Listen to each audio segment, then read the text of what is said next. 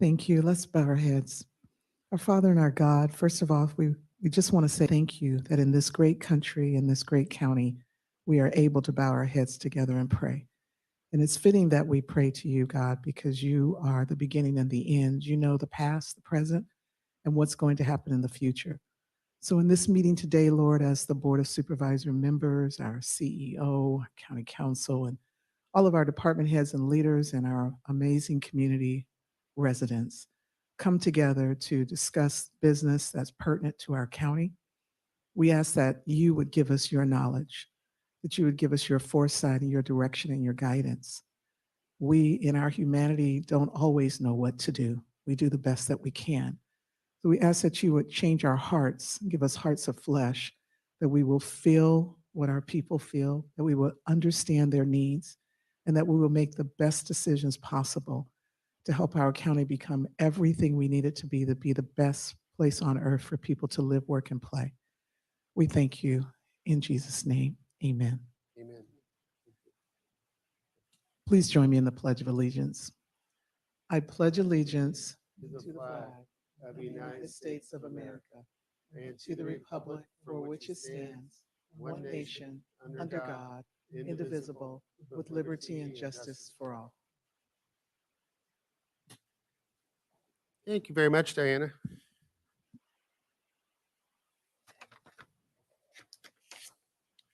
We're going to go to memorial adjournments. So start off with Colonel Cook. Okay, thank you. Supervisor Baca? Vice Chair? I have one. Today we are going to ask to be adjourned in memory of Alma Combs.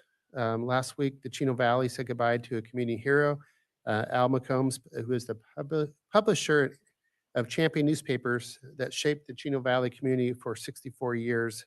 And he passed away on Friday, March 12th. At 91, Mr. Combs is still driving to work to oversee the opinion page and to open his long-running roll top roundup column for the newspaper he loved and owned from 1956 to 2017. His final column was published last month. Al was well known for prodding government officials to adhere to open meeting laws in the Brown Act and defending the freedom of press as the safeguard of liberty. Another passing of Mr. Combs was sharing his love for history with the community. Mr. Combs is survived by his son, Bill, his daughter-in-law, Brandy, grandson, Nick, and brother, John McCombs. Thoughts and prayers go out to his family. Thank you. We're going to go turn to reports from Michelle. Thank you, Mr. Chairman. Nothing to report this morning. Mr. CEO. Good morning, Mr. Chair. Nothing to report. Great. We have one resolution today, which I'm sorry to be able to have to do this job today, but we're very happy for him. I'm going to read this first and ask Mr. Corin Porter to come join us down with the rest of the board in the hall. Corin Porter is retiring from the County of San Bernardino after 33 years of outstanding public service. He provided effective day-to-day program oversight and management during the 26 years he spent in environmental health services. Corin provided key leadership during the following the December 2nd terrorist attack. He was promoted to Director of Public Health in July 2020 and has been instrumental in the COVID-19 response efforts, including implementation and contact tracing, testing, vaccination, and the county COVID-19 dashboard. Corin has held high-level leadership positions in statewide professional groups and represented the department in major communities and associations. Corin, thank you for your 36 years of dedicated and outstanding service to the County of San Bernardino. And today we join your friends and family and colleagues and wish you a happy, long, fulfilling retirement, although I would like to put it off another 3 or 4 years. We are appreciative of your 33-year service. If I may ask you to come down and the board to come join me in the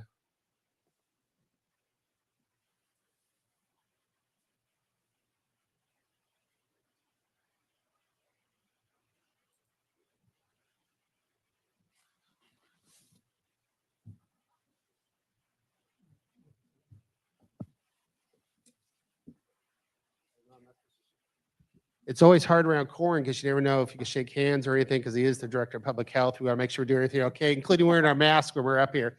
So he always catches us. But it's what a unusual year for you to retire. I mean, it's probably been one of the busiest and with the most responsibility. You've done an outstanding job for us at Public Health. during probably the most challenging times this county has seen in that arena for a century, 100 years plus. And you and your team are doing a fantastic job. We know you've fulfilled 33 years of service here for the county residents, and you're going out on top and doing just a great job. We're going to hate to see you go, but you definitely deserve your retirement after 33 years. And I know you're leaving in good hands here too. Thank you, Chairman, and thank you, members of the board. Your support and your leadership has been so instrumental through, especially the last year, but just everything that you do to support the county and its residents are so appreciated. I also appreciate the county CAO's office, our CEO, and all of his team. What a tremendous year it has been, laced with challenges, but I'm so proud to be part of the team that was responsible for responding to the pandemic. I'm also grateful to the other county leaders, the department heads, and my own staff. They have really stepped up, and it's been such a great team effort this last year. I walk away with a lot of memories and a lot of appreciation. I've had so much opportunity that I never anticipated to have in this county. Working from the deserts to the mountains to the valleys, I've had the opportunity to serve the residents throughout this county over my career, and what a blessed opportunity it has been. I feel like I may be leaving just a little bit too early, but the timing was actually right for my family, and so that ultimately was what resulted in the decision to retire now. Some of you may know I have 8 grandchildren that I think I have dates with already, and so I'm excited to move into another chapter. But again, thank you for the opportunity and the privilege to have been able to serve the county. Thank you, Chairman. Thank you very much, Corin. Let's hear it for him. And would you like to invite anybody else up with you? Yeah, my wife Andrea is here, and my son Christopher. Andrew and Christopher, you want to come up too?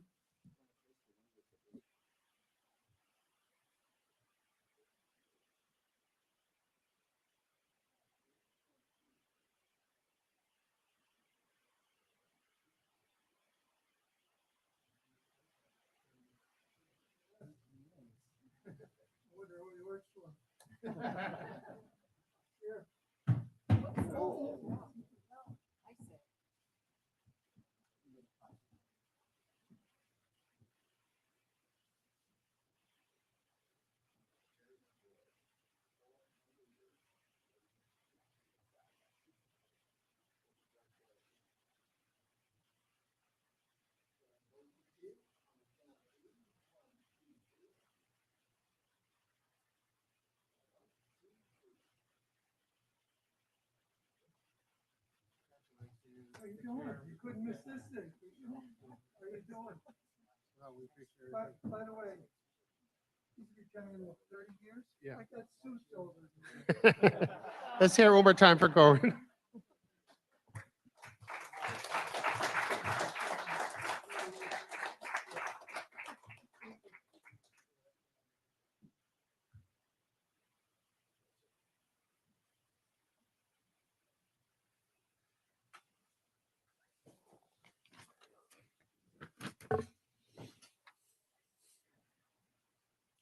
Okay, we're going to bump up, and Corin, you can't go. I hope we get the report on this one too, but we're going to bump up our COVID report. Item number 84 up to the beginning as usual. Mr. CEO. Thank you so much, Mr. Chair. We can go next slide, please. Yeah, we are happy to report today some status updates on our tier system and vaccination process. And what I'd like to do is hand over to Andrew Goldfrack, who is our interim public health director. I think Corin was wanting to be in the bliss of sailing off into the sunset. So there you go, Andrew, if you could join us.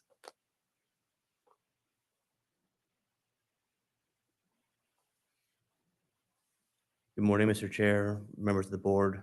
Andrew Goldfrack, Chief Operating Officer at Arrowhead Regional Medical Center and now newly Interim Director of Public Health. Today, we're going to cover in our COVID briefing the tiers where we are. If we want to go to the next slide, please. So we are pleased that we are no longer in the purple widespread, and we are currently in the the red tier for substantial. We are almost there for orange, based off of our statistics today. And if you look at the next slide, and we'll come back to this in a second, you could see that our total cases are 284,771 with an adjusted case rate of 3.9 per 100,000.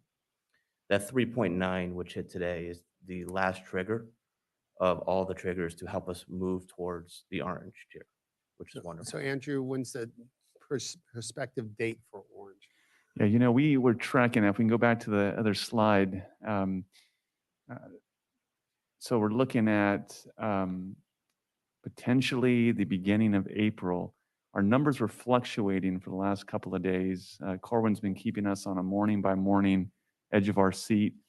And unfortunately, we didn't track a week into the purple tier as we'd like to, because our numbers were a little bit, just one area was out of whack a little bit. Luckily today it came back into alignment. And so right now we're looking at the first part of April, if we can hold to the numbers, and we're excited to get there.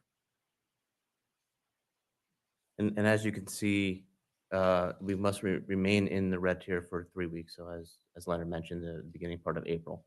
And in this tier, you could see we can have full retail reopening.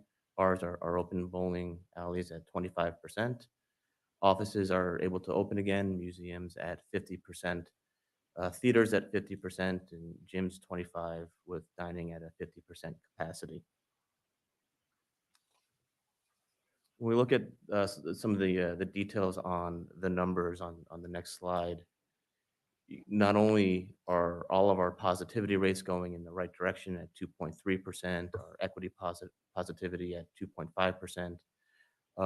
Our testing numbers, however, are 281.3 tests per 100,000. That is below the state testing median at this point. And we're going to continue to monitor the state testing on a daily basis. From a vaccine standpoint, however, we are doing very well. As you can see, that we have had a total of 473,865 doses received by the county. We've distributed 449,000, and we've allocated of that, we have total vaccines allocated of 24,000 of this week's allocation, which is the vast majority of it. We still maintain around the 95 to 97% utilization rate in all of our vaccines. One number that's not on the spreadsheet, which I'm very happy to report, is that in terms of number of residents that have been vaccinated, so whether they've been vaccinated here in the county or outside the county, if they work outside the county, that is over 500,000, which is a nice milestone for us to celebrate and to recognize all the great work that the teams have been doing to make sure that we're getting into all the different communities to vaccinate those in the low quartiles in our HPI to really across the entire county. Thanks so much, Andrew. Andrew's going to stay put. He's going to cover some of the other parts of the presentation. We go to the next slide. Eligibility expanded to ages 16 through 64 at the highest risk. Just to reiterate that the county team has made some changes to the no proof of eligibility required. That was something that state direction was posted, and we're going to be in alignment with that. We asked for folks to sign a self-attestation, which is available on our website in English and in Spanish. I want to thank the team for getting that together so quickly. And we would ask folks to first check with their health provider, and then of course make appointment to be tested at the sbcovid19.com.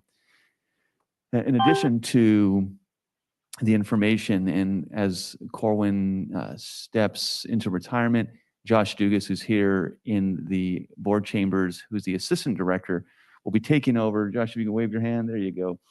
He's going to be taking over the statistics. He's kind of the watchman on the wall on that point, and will be providing the board the updates and the team the updates, and we'll even start presenting with us here as we just continue to track where we're at in our tiered system. We go to the next slide. I'm going to talk a little bit about our Johnson & Johnson vaccine, and I'll turn over to Andrew. Absolutely. So I'm thrilled to announce that we do have all three types of vaccines coming into the county now. The Pfizer, the Moderna, and the Johnson & Johnson or the Janssen vaccine. We did receive our first allocation, just over 12,000 doses on March 8th. The great thing about the Johnson & Johnson is it is essentially a one and done operation. So it's one shot, and that concludes the amount of shots that are needed. So we've really shifted our focus on what the Johnson & Johnson vaccine for what populations based off of accessibility, based off of access and ease. So we're really targeting, as you can see on the slide deck, three groups of individuals. One is the homebound and really those hard to reach populations. The second is the homeless populations. And the third is through our mobile clinics, senior centers, and across all 5 supervisorial districts. And again, really focusing on how do we get to those communities that are a little bit more transient or a little bit harder to get to a vaccination site where they need to go multiple times. So really focusing on the access was very important for us as we were looking at how do we discern between what populations to go to Pfizer or to Moderna or to now to Janssen. We can go to the next slide. What the team did is just lay out for the board and for the public, what's the difference between the 3 vaccines? We have, as Andrew mentioned, Pfizer, Moderna, and Johnson & Johnson. And so we just laid out a few key highlight points for folks to take a look at. If we can go to the next slide, I want to talk a little bit about an equity update, and I'd like to call Assistant Executive Officer Diana Alexander to come forward. She's going to update us. I think we have to do the pit stop there on the podium. All right. Good morning, Board. Diana Alexander, Assistant Executive Officer. As you know, we have several metrics that we look at, and one of those is our equity positivity rate. So to be sure that our county is moving down the road through the tiers to the point where we're eventually reopening, we have also focused on that rate. And in order to do that, what we've done is create a vaccine equity group, holding monthly meetings with that group with the public health team. That group consists also of community partners who get an opportunity to share their concerns about their specific populations and to recommend things we can do to outreach to those communities. We have more than 20 community partners, including this list you have in front of you, such as the Inland Empire HIV Planning Council, the Mexican Consulate, the Inland Empire Concerned African American Churches, and et cetera. But we also work with the Tri-County Community Partnership, which is a trusted community partner and trusted messengers in various sectors of our community. And as you can see what our positivity rate looks like in equity, doing a good job. And we're going to continue to expand our engagement with stakeholders. You've heard last week an opportunity for us to work with the Archdiocese. And so as board offices are aware, please pass that through to Diana, because we'd love to continue to expand our outreach and our partnership. Our whole goal, and we believe that's in alignment with the board, is we want to get these vaccinations out. We want to make them available to communities that are hard to reach. And we really want that partnership and trusted communicators so that folks are hearing information from trusted sources. I have questions. I don't know if it's for Diane. Did you get the outreach from the Malaysian ambassador? Do we ever work out something with them? Yeah, Chairman, we were able to actually make contact with the consulate office, and the special projects team from the county administrative office is working through and planning out an event so that we can make that happen. Great. We'll be able to report back shortly on that. I think it's a great partnership with the leadership that we have in these groups. And Diana, thank you for being that liaison with many of them to use the credibility of the leadership of subgroups for their followers to get the vaccination. It's important that that confidence level goes through from us through them to their followers. So it's been a great partnership, and thank you for that leadership. Thank you. Yeah, Colonel Cook. Yeah, I just wanted to bring up the side effects. And maybe it's not relevant, but AstraZeneca in Europe, primarily, their vaccine, one of the major side effects is clotting. And even the EU, it's not, I don't know if we have any AstraZeneca in this country, but has there been any reports of clotting as one of the side effects? I understand all the ones with the arms and this and that, and but nothing, no reports at all back. I haven't seen anything in the literature in this country. And the other thing I was concerned about was the Brazil variant on that. I know there's very few cases, but there were very few cases of COVID at the beginning, so I'm concerned about that. Sure. Thank you, Supervisor.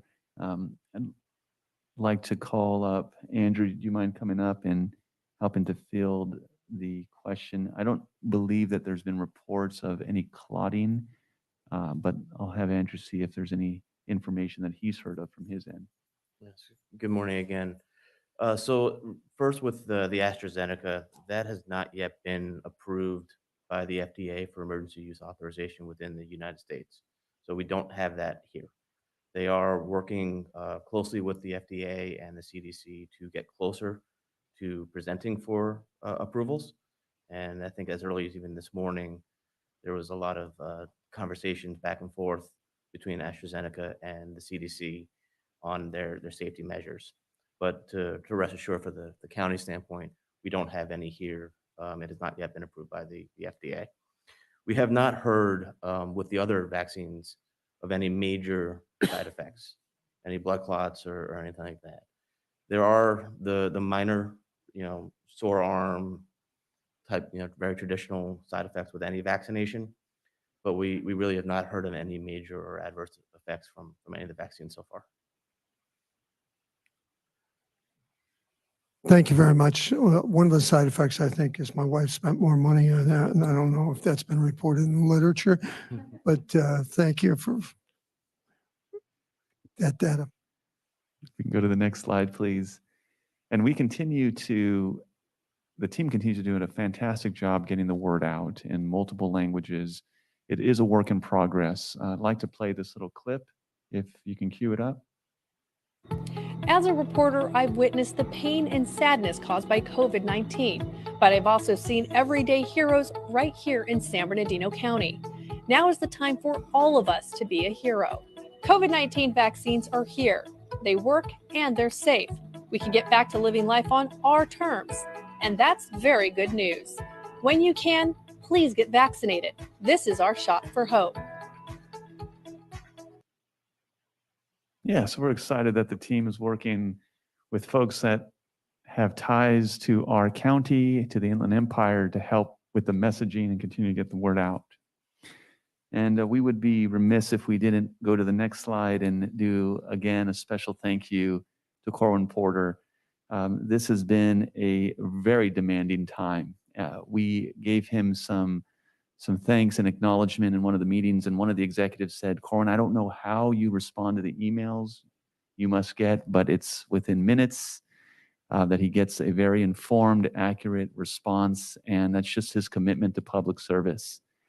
What I'd like to say about Corwin is it's not just the work that we do, but it's how we do it that makes a difference. And his integrity, his upbeat nature, very positive, can-do attitude has made working in this environment such a great support. And as Corwin is a representative of the public health team, we would be remiss not to give a wonderful thank you to all of their hard work and the ongoing support that they provide all across the county to all our residents. And so Corwin, from the administrative side, and I know it was echoed on from the department head leadership team, you will be missed, but we wish you a very well-deserved retirement. And with that,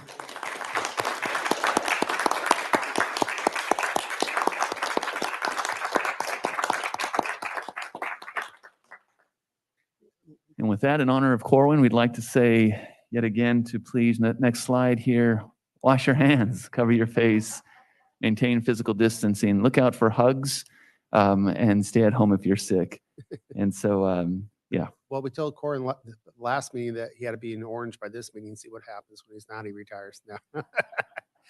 No, great job, Cora. We appreciate all your service here. I do have a couple questions, I don't know, for the team or anything else. With the new state interpretation of special needs, patients get their shot, and since it's self-declaring, I've always wondered on this tier system that they've been leading us through. It made sense at the beginning. Those most vulnerable, senior citizens, our first responders, those who are dealing with the medically that are in the medical service. At this point, we're picking winners and losers vocations. And now with their interpretation of basically self-declaring that you have a pre-existing condition and they get a shot, why don't we turn back to the science? Those, and I assume it's still, and Andrew, correct me, those, the majority are passing the COVID virus are still probably the younger 20 to 30-year-olds and others. And why don't we just open it up for anybody who wants to get a shot at this point? When can we do that? That's a great question, Chairman, and I know that that's been echoed by other members of the board. So in one of the items that's before the board's consideration today is the agreement with Blue Shield as the provider. And we also have all probably are aware of the president's announcement of wanting to open it up for vaccines very, very soon. I believe it's in the month of May. So what we can do is we can take a look at operationally, how would we accomplish that if that's the board's wish and desire, really for us to see as a county, are we prepared to just begin to vaccinate all those who wish to be vaccinated and begin to move that forward? I think we need just a moment to make sure that organizationally, operationally, we can match that with what My Turn and how people have to select a certain criteria. That Have they fixed My Turn yet? They are making Offensive. progress on My Turn, I'll It's say not that. fixed yet. We will be sending a letter just identifying to the state and to My Turn that the geofencing is still something that we believe is a very big priority for us so that we keep our vaccinations. But the willingness and the dialogue is at a much different place than it was just a few weeks back. And so we're appreciative of Blue Shield, the state, and My Turn for their collaboration with counties. I still like to focus on our residents first, and that we had issues with My Turn of residents of the counties making appointments for our positions, and we want to still like to focus on our residents who either live here or work within the county. But I'm anxious to open it up for everybody who wants to get a vaccine, and especially following our numbers of the contact tracing is still, is it 60% still the 20 to 35-year-olds type of thing? I see Andrew kind of nodding a little bit, but That's what we're still seeing, correct? and yet they're not eligible unless they fit a certain vocational criteria to get a vaccination. And I'm hopeful that sooner than later we can just say those who want to come in. And I get calls daily from groups that don't fit in the tier system that when this is our turn to get shots. And these are people that travel quite a bit, you know, from state to state, that are using the public transportation systems, and we can vaccinate everybody in the public transit area except for the passengers that go on there. It doesn't make a lot of sense at this point. And with the volume we're getting and seeing that we hit over 500,000 of our residents, which is great. It's 25%, if not higher, of our residents who have been vaccinated now. That's a great accomplishment, and to the whole staff and team for getting that done. And many of those residents that fit the criteria are not going to get it for one reason or the other. Either they don't want one, or maybe they had COVID in the past and they think they don't need it. At some point, I'd like to get the recommendation when we can open it up to anybody who wants one, but keep it to our residents. Yeah, we'll make sure we bring that back as part of our COVID update for the next meeting. I'll give us time to talk internally, talk with My Turn, and see what we can accomplish there. And we appreciate that direction and perspective from the board. And it's going to ask you a little more. There's been a lot of changes with and we've all heard in the news about the Blue Shield contractor coming down. And initially, I don't think there's a county that agreed to the original contract that they wanted. What has been the significant changes that we still keep autonomy and local control over the vaccine process here? Is that what the new agreement says? Yeah, I'll give Michelle maybe if she would like to comment, because I know she's been, no problem, I'm getting you a quick heads up, because she's been working it through the county council side, but there have been several key changes that the the agreement took, and we thank our professional associations for really working that on behalf of counties. But there are now, in the agreement itself, in the memorandum of understanding, there are points where the county gets to have influence and identify a few things. I know that, Andrew, you've been working a lot on this. So would you like to maybe highlight one or two of those major changes? I think one of the two major changes that were changed as a result of all the great work, as Leonard mentioned, with the county council groups and advocacy groups, is it does allow the counties to have more influence over where the vaccines go, to what providers, to how we move a little bit within the tier process. So the control is more shared versus where historically or originally in the MOU documents and the provider agreements, it was solely done by the TPA. So it does allow us more of that flexibility, and it truly is a partnership versus a one-sided direction. Michelle, if there's anything more. Yeah, Andrew is correct about that, and you will see that referenced in the item that's on the agenda today, because we did add in the letter that came from the state, I think it was late last week, as a supplement and clarification, or supplement and modification to the MOU, because some of the counties had already signed that MOU. There was also a letter that came out last night that again clarified that, and I think that was as a result of LA County pushing on a couple of issues. And I think that also benefits the counties. Yeah, question, Supervisor Baca. Yeah, no questions, just comments.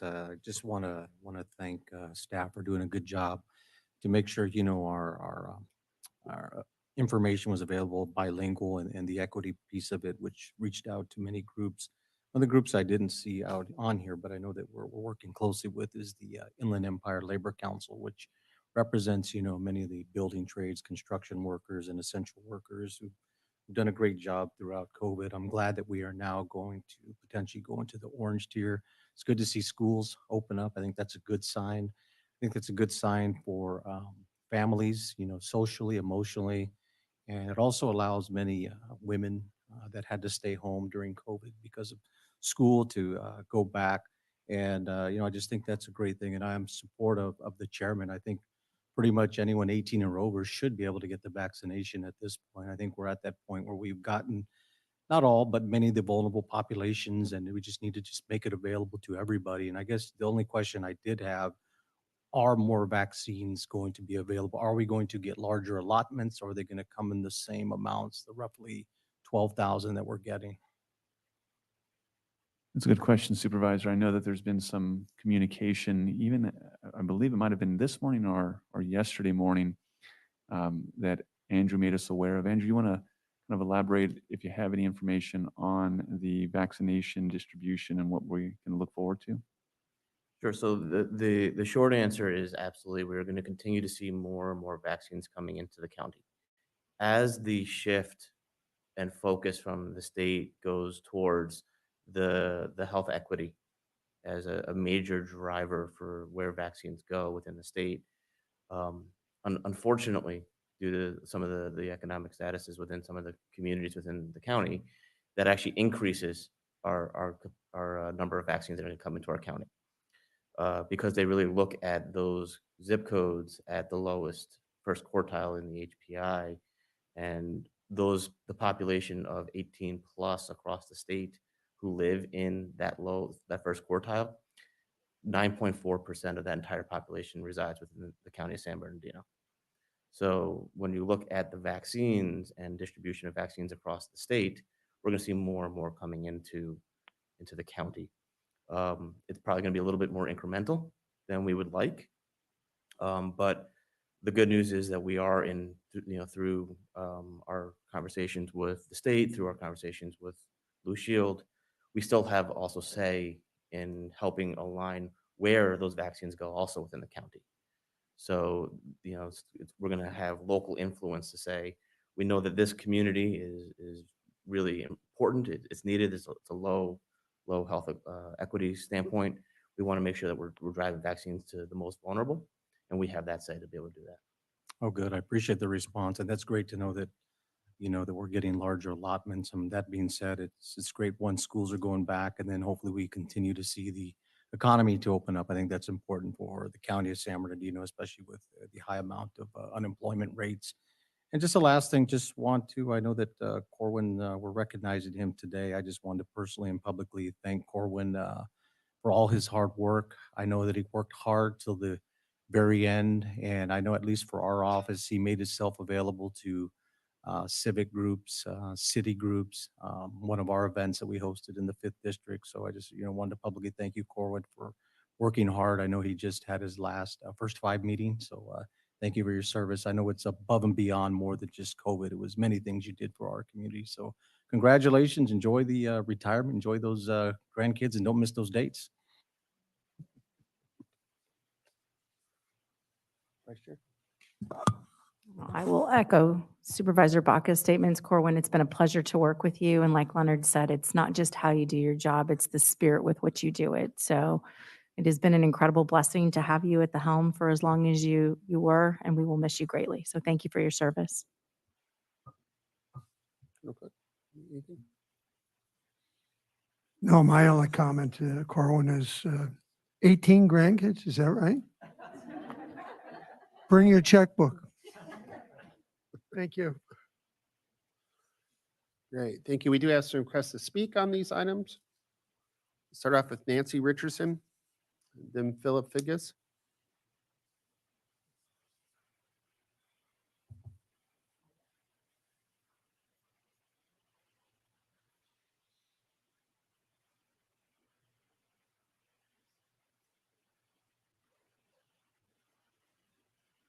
Hello.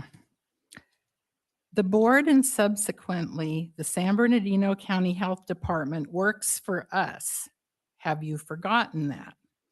As the county continues to slowly reopen, there are many businesses and lives that have been destroyed, but not from COVID, from the residual destruction of a virus no worse than a bad cold.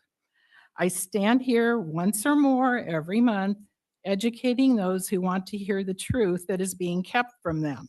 The real stats on the CDC website, the fact that 6% of the total deaths are from COVID only, the fact that the 3 vaccines have not been FDA approved except for emergency use.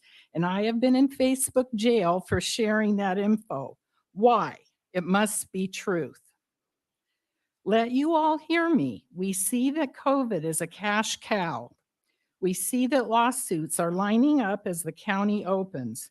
We want you to know that all board members, past and present, are complicit in the destruction of lives, and none of you, including health officials, are immune from these lawsuits. You can't destroy lives and expect to skate away. You have paid businesses to be COVID compliant and thus paid to discriminate against Americans with disabilities. Case in point, our local ski resort apparently received dollars, and guests must wear masks on the chairlifts. I have never heard of anything so ridiculous. Young adults walk around with signs, mask up, high above the terrain, brisk mountain air, express speed, and nowhere near the next chair. My husband got out of the line and went off on the sheep who were standing in line. What is wrong with you people? You are breaking the law. You are giving away your rights every single day. And then the replies, I'm just doing my job. And we got money to enforce this. Constant drill, mask up, social distance, wash your hands, get the vax. Sound familiar? Nazi Germany comes to mind. You are destroying lives and livelihoods and are guilty of crimes against humanity. You will be held to account when lawsuits roll. Let it be written, let it be said, and part of the public record, there is no continued emergency going on.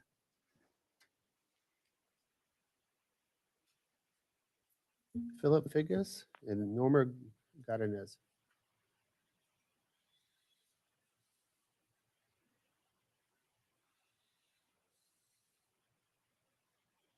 Reminder, 1 year ago, 15 days to flatten the curve.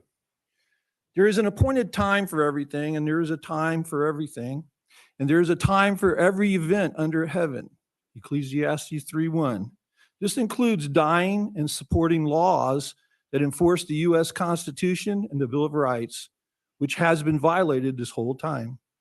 We want to remind everybody that in the 7 months that we have attended these mass meetings, giving the board information that cannot be found on the propped up agenda news and the made up, manipulated, and managed statistics that we just heard about just a few minutes ago too, that the board has used or supported coming from California government also, a tier system which has not stopped changes in what we are now calling the communist flu, which includes illegal changes in law or government here in California and nationwide from both the Chinese Communist Party and the Coastal Communist Party.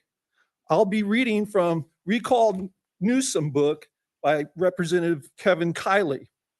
The Maddow appearance took place during NBC's 6 p.m. hour the night of April the 7th. Newsom came on the air towards the beginning of the show.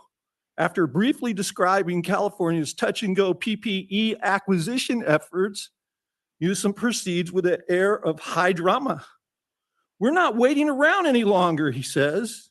In the last 48 hours, we have secured through a consortia of nonprofits and a manufacturer here in the state of California, upwards of 200 million masks on a monthly basis that we're confident we can supply the needs of the state of California, potentially the needs of other Western states, Newsom continues. We decided enough's enough. Let's use the purchasing power of the state of California as a nation state. Moments later, he reiterates, we decided enough of the small ball. Let's use our purchasing power. The following morning, one could almost hear the sound of champagne corks popping in the governor's office with the hashtag President Newsom that started trending on Twitter. In peeling back the layers of the BYD China scandal, it is hard to know where to start. Perhaps the best place is with the fact that Rachel Maddow caught Newsom lying in the moment.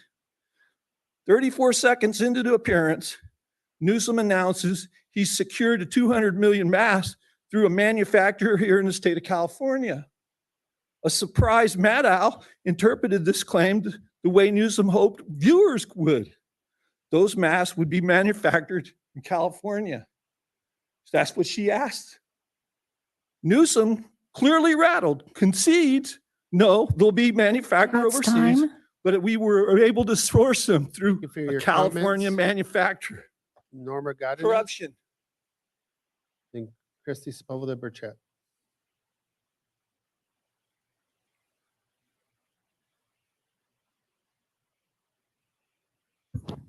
Hello, my name is Norma Godinez. I live in Altaloma. If you get immunity either from the virus itself or the vaccine, then why should we continue to wear masks and social distance? On March 18th, Senator Rand Paul pressed Dr. Fauci as to why people should continue to wear masks if they had COVID or had been fully vaccinated. Dr. Fauci stated, because of the variants. Senator Paul pointed out that Dr. Fauci did not have proof of reinfection, hospitalization, or death after someone has recovered or has been vaccinated. Dr. Fauci insisted on the variant and that variant B.1.1.7 was becoming prevalent. On March 19, 2021, the Journal of American Medical Association published a study stating neutralizing antibodies appear rapidly after infection or vaccination. Samples were obtained from 3 groups. Group 1 were infected COVID patients, Group 2 were convalescent individuals, and Group 3 were vaccinated individuals. The study found neutralizing activity of infection and vaccine elicited antibodies against 4 SARS-CoV-2 variants, including B1, B.1.1.7, and N51Y. Because neutralization studies measure the ability of antibodies to block virus infection, these results suggest that infection and vaccine-induced immunity may be retained against the B.1.1.7 variant. As additional variants merge, neutralizing antibodies responses after infection and vaccination should be monitored. Limitations include the small sample size, possible selection bias, lack of clinical outcomes, and how neutralization titers correlate with protection. A year later, masks and social distancing have shown that they do not stop the spread. Just like the flu shot, it should be left up to the individual whether they would take the vaccine or just opt out. Thank you. Thank you for your comments, Christy Spobler Burchett. Then we go in the high desert after that.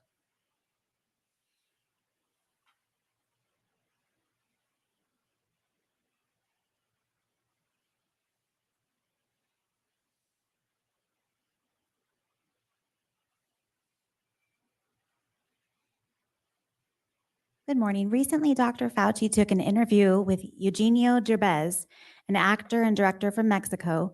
And during the interview, Dr. Fauci admitted after receiving a vaccine, individuals likely do not have systematic infection, and later admitted they could be asymptomatic carriers of disease, hence having to continue wearing masks after vaccines. He also admitted the vaccines have not been proven to stop transmission. Mainstream news sources in coordination with CDC and public health has began a campaign to normalize both getting infected with COVID after being vaccinated against it, as well as experiencing side effects after having the COVID vaccine. Our state just passed legislation to give workers funding or sick pay should they experience side effects after the COVID vaccine. As usual, I will email sources to the board with my written public comment. Retired surgeon Dr. Human Narshisem warns that people who are having complications and adverse events are people who have been recently or currently or previously infected in response to the COVID vaccine. So they're getting the COVID vaccine after already having COVID, and they're having serious events and reactions. I don't think we can ignore this, he says. Geert Vanden Bosch, a vaccine research expert, wrote an open letter to the WHO. In it, he expresses several key points. One, shouldn't use a prophylactic vaccine in populations exposed to high infectious pressure, which is now certainly the case as multiple highly infectious variants are currently circulating. His real worry, though, as he puts it, beyond worried, is that the humankind may severely damage its own natural innate immunity because of the mass deployment of vaccination programs at this critical juncture. Our innate immunity would be lost. It would also mean that vaccine-mediated protection would be lost. Ongoing mass vaccination deployments are highly likely to further enhance adaptive immune escape, as none of the current vaccines will prevent replication or transmission of viral variants. As such, the more we use these vaccines for immunizing people in the midst of a pandemic, the more infections the virus will become. And with increasing infectiousness comes an increased likelihood of viral resistance to the vaccines. And again, I will email all of these sources to the board, and I hope you take a look at them and review them thoroughly. Thank you. Thank you for your comments. We're going to move to the high desert. We got Melissa Wetzel.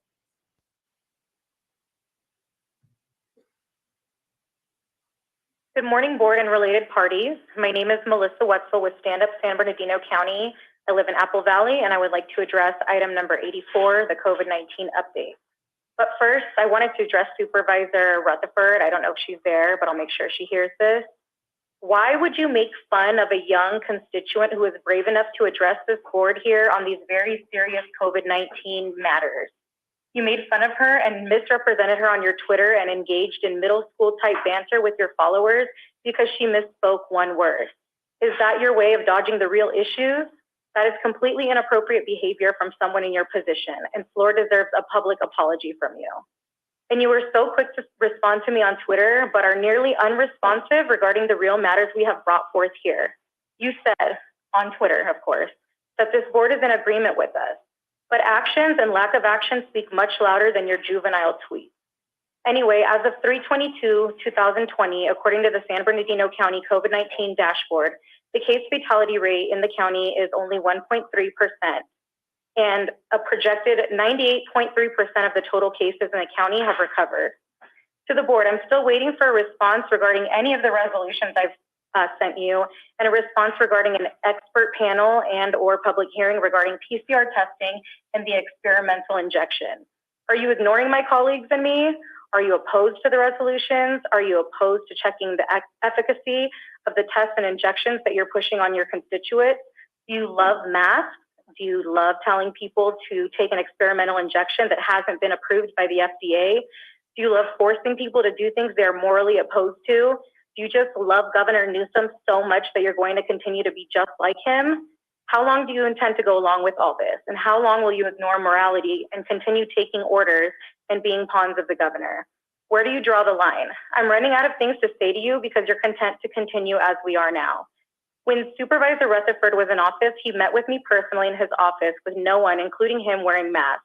This made me hopeful, but unfortunately, he didn't follow through with the actions that we discussed in his office. Supervisor Cook, I'm still waiting to hear back from you after our meeting and my follow-ups. Supervisor Rao, you seemed pretty legit when we spoke, and I do believe that you took into account the things that I said to you personally when the county was in the early stages of the Newsom and public health lawsuit.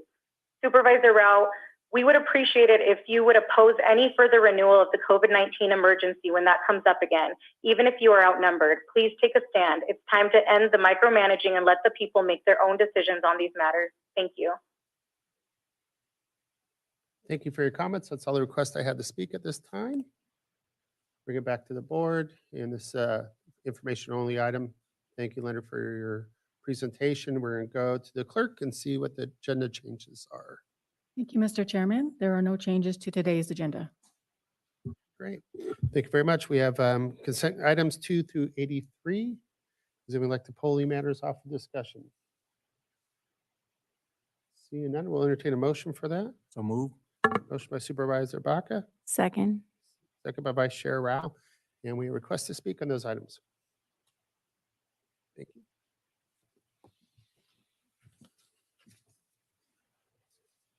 First one up, Nancy Richardson. Then Michael Lewin.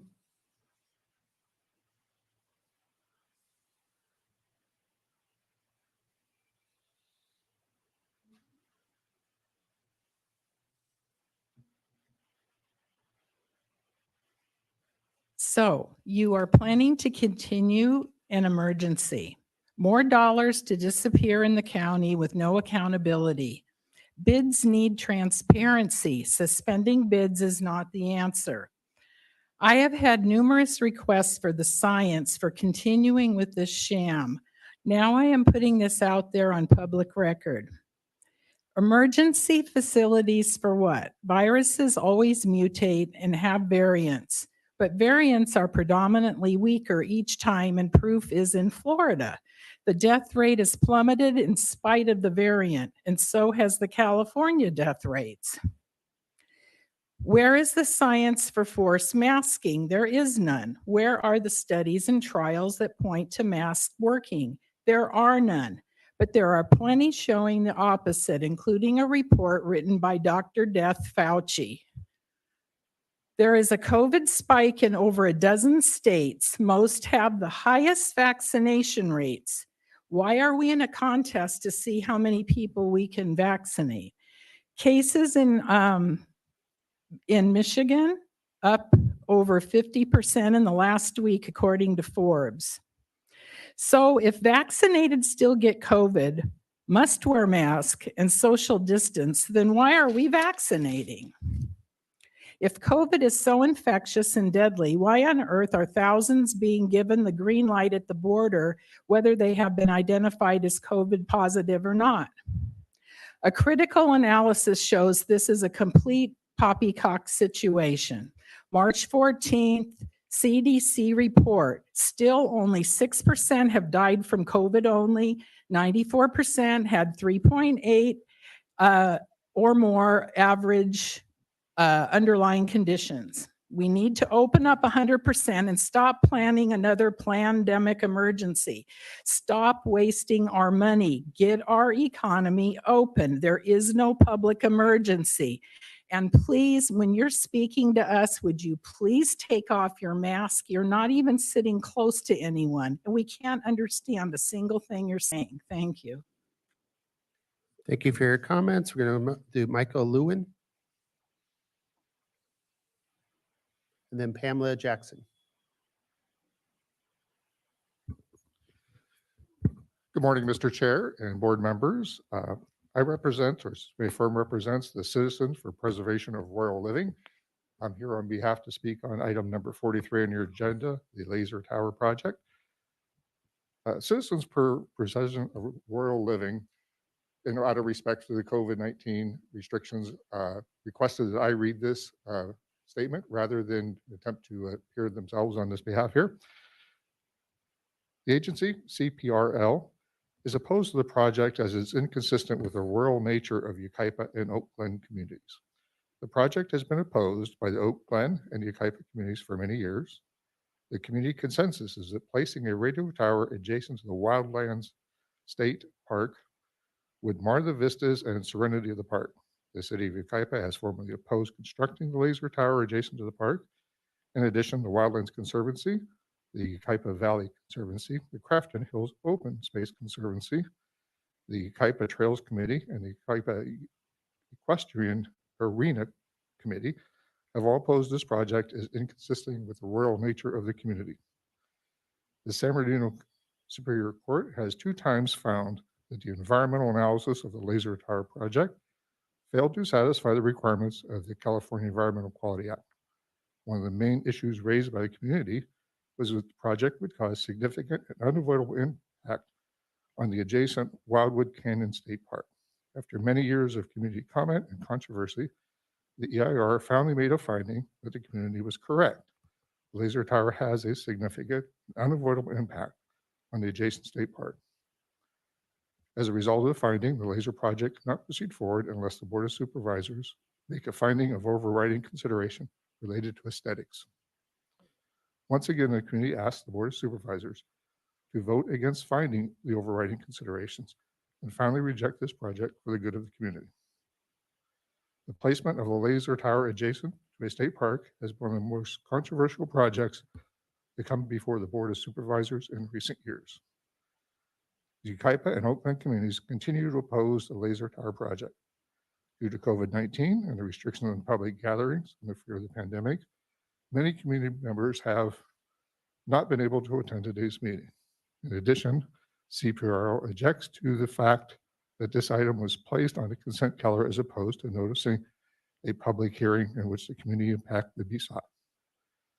CPRL filed a letter dated January 7th, 2021, objecting to the adequacy of the circulating EIR for the laser tower project.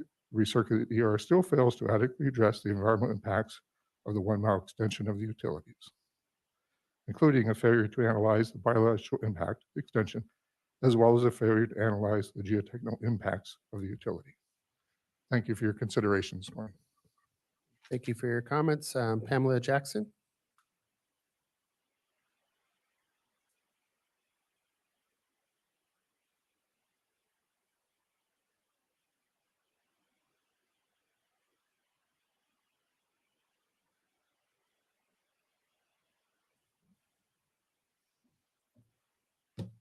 Good morning, Supervisors.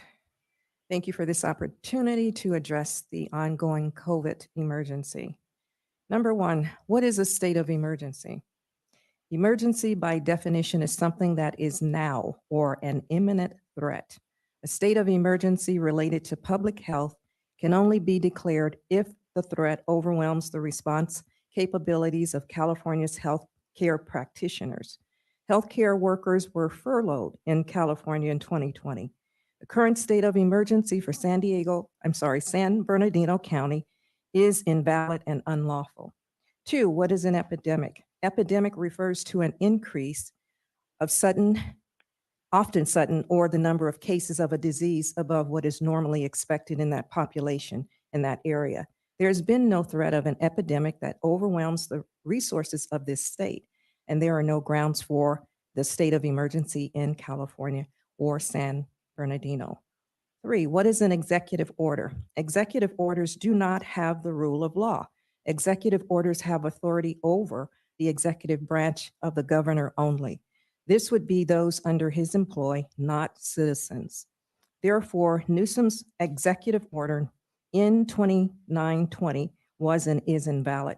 Four, what is a statutory law? A statute is a law enacted by a legislature. Only a legislative body can make a law. The powers of state government are legislative, executive, and judicial. The legislative body may pass ordinances not in conflict with the Constitution and laws of the state of California or the United States. The U.S. Constitution is the supreme law of the land, and any statute to be valid must be an agreement. What is the governor's authority? Title II, Government State of California, Chapter 7, Article 3, Powers of the Governor, Section 8567 A and B. The governor may make, amend, and rescind orders and regulations necessary to mitigate the emergency. He does not have authority to make or override statutory or constitutional law. Any order or regulation the governor shall make is not to exceed 60 days of any public health ordinance or regulation. The governor shall proclaim the termination of the state of emergency at the earliest possible date that conditions warrant, i.e. COVID as a cause of death was less than seasonal flu deaths in 2020. So the governor made an order unlawfully that you are unlawfully supporting where there is no public health emergency. And you are exploiting the ignorance of the law of the people with this treason. Does this concern you? If not, why not? Thank you. Thank you for your comments. We're going to go back up to the high desert. Mary McKay.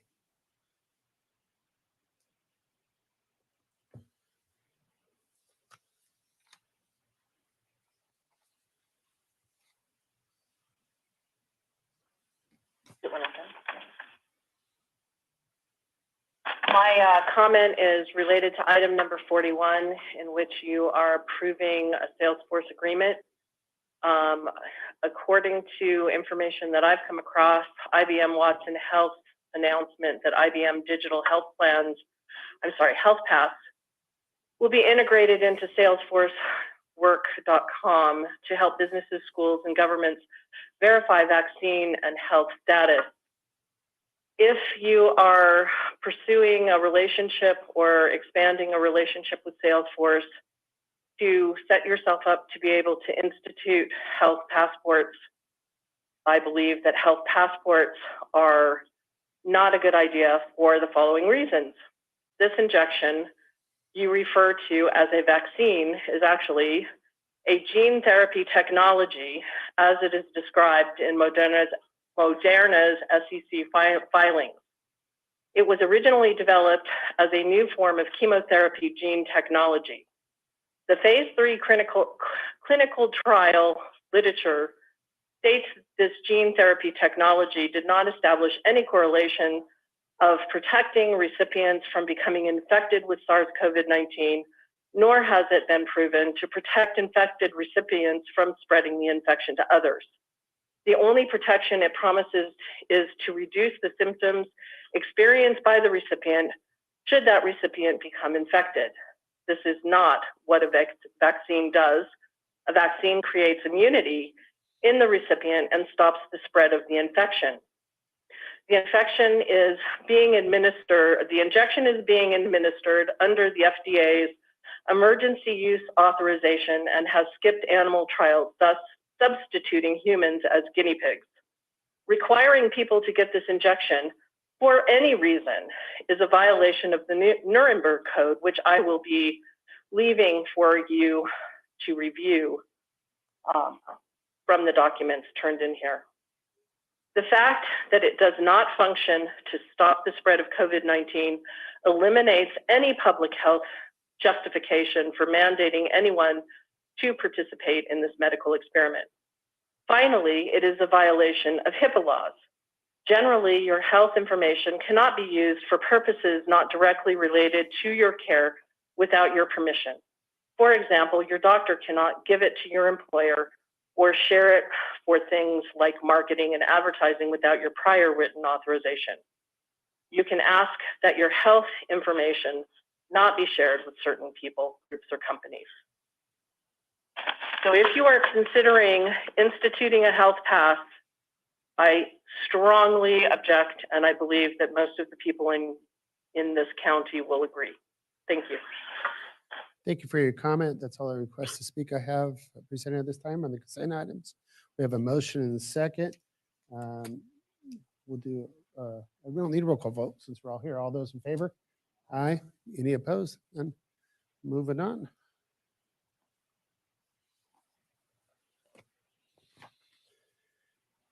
So we're going to move on to number 85, discussion calendar.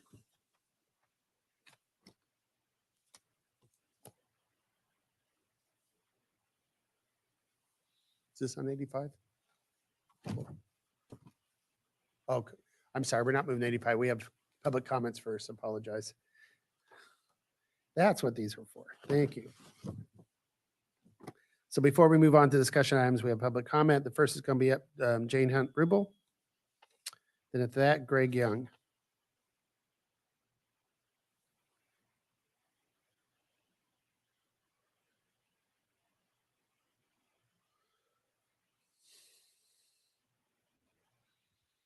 Good morning, board members. I'm here today to talk about fireworks, which is ongoing.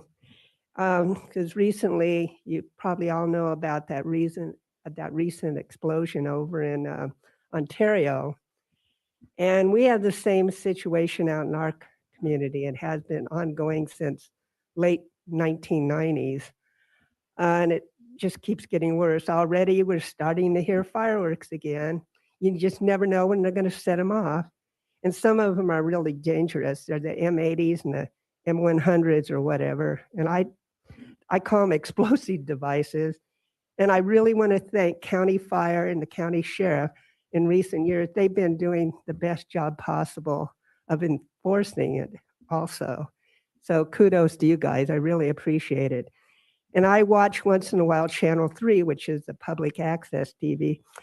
And the county, not the county, the city of San Bernardino's mayor was, police chief was on there, and he was talking about the fireworks. And I was kind of laughing, amused at it, because San Bernardino City, they now have county fire, thank God, working with them. But I was wondering if county fire has any influence like they do the county sheriff. They both work in tandem to combat this.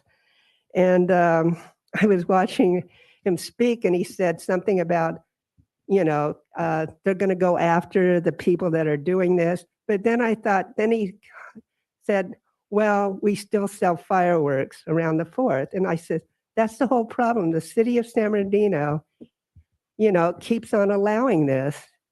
And the community above us, which used to be Muscoy, is now in San Bernardino City. That was back in the 80s, and they have really good firework displays there. And I was wondering, I'm hoping that San Bernardino County Fire will work in tandem with San Bernardino City Police, and they've got to quit allowing the sale of fireworks. None of them are safe and sane anyway. So thank you very much. And I also would like to commend Baca for, I was reading this, naming applicants to the boards of and commissions. I really thank you for that. Thank you very much. Bye. Thank you for your comments. We're going to move on to Greg Young. After Greg, Nancy Richardson.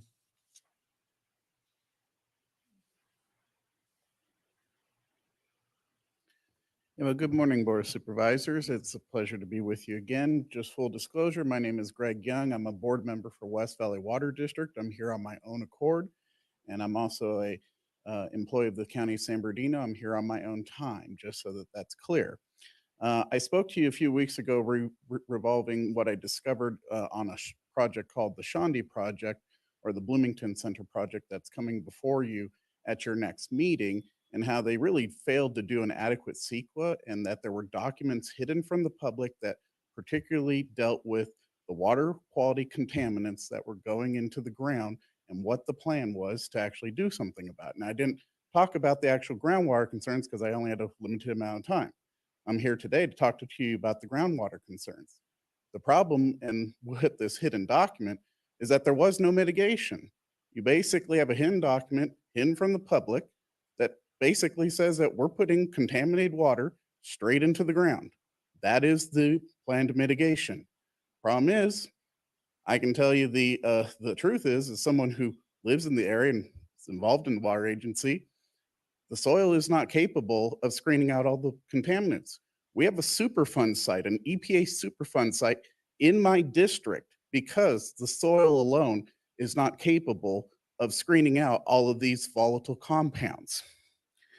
Now, in my day job at the county, I'm involved in research. So I spent the last few weeks on my own time doing academic research. in doing a literature review on the subject of particularly subsurface groundwater or stormwater infiltration and the effects of that on our groundwater. And I actually have probably about 10 pages worth of notes here, which I'd love to share with you and your staffs one of these days, but I only have a minute left here. But basically shows that this is a real problem. I can provide you numerous examples across the United States and the world where if you do not do pre-treatment on the stormwater, you are setting yourself up for critical failure because the soil alone cannot screen out most of these things. Now, in the remaining few seconds I have here, I'm a big fan of visual aids. This is an 8-ounce jar of clean, safe drinking water. My agency meets all the standards set forth by the EPA and the state of California. This is what you're putting in the ground. Grease, radiator fluid, fuel, oil. This is going straight into the ground, and somehow I'm expected to deliver this on the back end. Doesn't make sense. Thank you. Thank you for your comments, Nancy Richardson and Philip Figgis.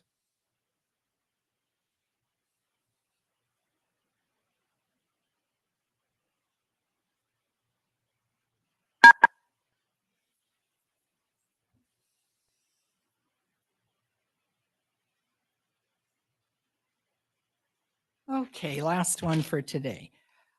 Hasta la vista, Corwin Porter. I hope your retirement is as good as the ones you gave us this past year, sarcasm intended. I am tired of attending meetings and getting no response from any of the board or health officers. Why ask for my email and phone number? Never once has a board member reached out to me in the months that I have been attending. I would like the following questions answered as part of public record. Why did you not continue with your Newsom lawsuit? Where are the appeals? Or was it just to shut up the electorate?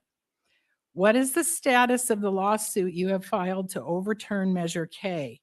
Clearly, this was a voice of we the people. Are you still continuing the effort?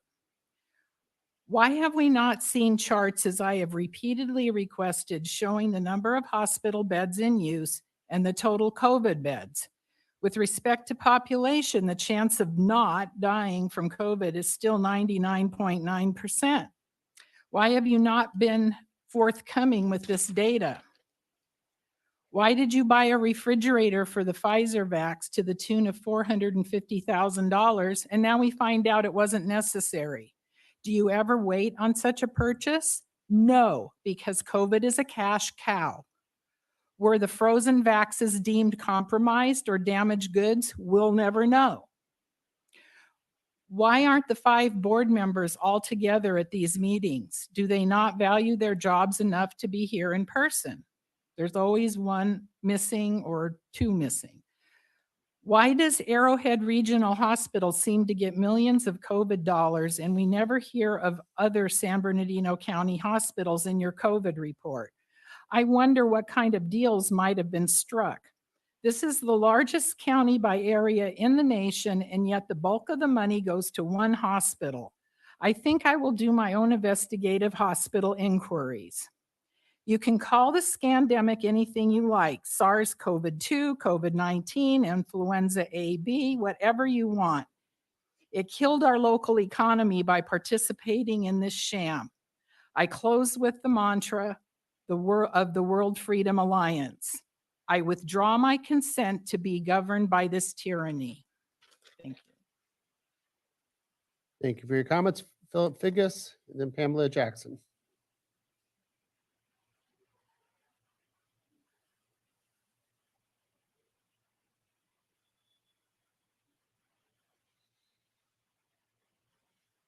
As I mentioned in past board meetings, we were in the Philippines a year ago when the Chinese communist flu broke out, and we saw the same type of things, and we watched all of the stuff here coming on TV here in the United States and other countries, Australia primarily, and other countries. But we have friends and relatives in China and other places, and we get messages from them. And I'm going to read to you a message. I might not get through it because there's a lot here about what they call the Sinovac vaccination that's coming out of China. Reposting China's guidelines for Sinovac vaccination, we should worry why our own government is not issuing these to be general public. Reminding all citizens to consider the guidelines set by Beijing's Vaccine Prevention Center before taking any vaccine, whether your own sake or for your families. A gentle reminder from Hong Kong specialist, those who suffer stroke is not advisable to take the vaccine. Beijing City Vaccine Prevention Center lists down the requirements for vaccination. Those with malignant tumor are not fit to inoculate or vaccinate. Those people taking maintenance pills for high blood pressure, diabetes, are not fit to vaccinate. Those qualified for mental health, like depression, is not suitable to vaccinate. Those with hereditary diseases like albinism are not suitable to vaccinate. Those with unstable cardiovascular diseases are not suitable to inoculate. Those underwent operations such as coronary bypass are not fit to vaccinate. Those who are recovering from major surgery are not fit to inoculate. Those who use blood products and immunosuppressive things within the last 3 months are not suitable to vaccinate. Those taking your effects are not suitable to inoculate. Pregnant women in their first to second trimester are not fit to vaccinate. Those taking long-term immunosuppressive drugs are not fit to vaccinate. Those suffer from moderate to severe anemic should not be inoculated. Those taking antiviral and antibiotic drugs within 3 months' time can be vaccinated after 1 to 2 weeks once the drugs stop and no symptoms persist.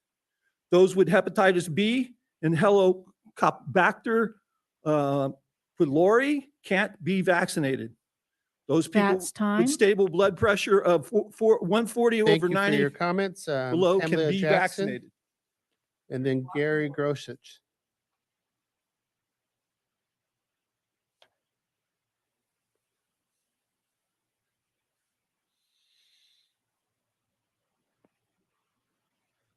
Good morning again.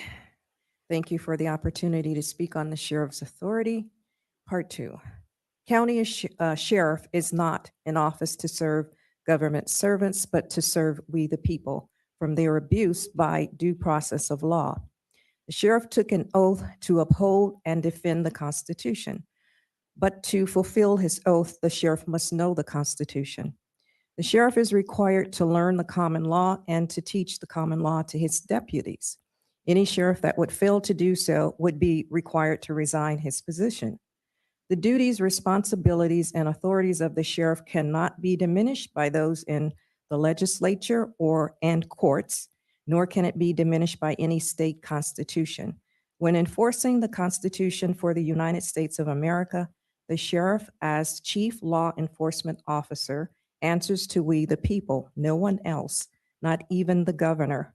Like any other elected official, the sheriff cannot be removed from office by another elected official. He can only be removed by the people at the ballot box or by recall or by indictment by the grand jury. The claim and exercise of a constitutional right cannot be converted into a crime. There can be no sanction or penalty imposed upon one because of his exercise of his constitutional rights. Where rights secured by the Constitution are involved, there can be no rulemaking or legislation which would be an abrogation to them. The sheriff is under obligation to secure the peace of all citizens in San Bernardino. He answers to the people alone. If the sheriff cannot ascertain whether a judge or supervisor is abusing their powers in violating the unalienable rights of his constituents, he is not performing his duty. If a politician, judge, or prosecutor violates the Constitution, it is the duty of the sheriff and the U.S. Marshal to call the grand jury and ask the people for an indictment. This is the sheriff's responsibility. The sheriff can arrest the governor or any elected or appointed official whom he finds violating the unalienable rights of we the people. Is it your intention, Sheriff McMahon, to relinquish your authority over to the supervisors and to disregard your duty to defend the people's liberty? Thank you. Thank you for your comments. We're going to go to Gary Grosich, then Mr. Sellers.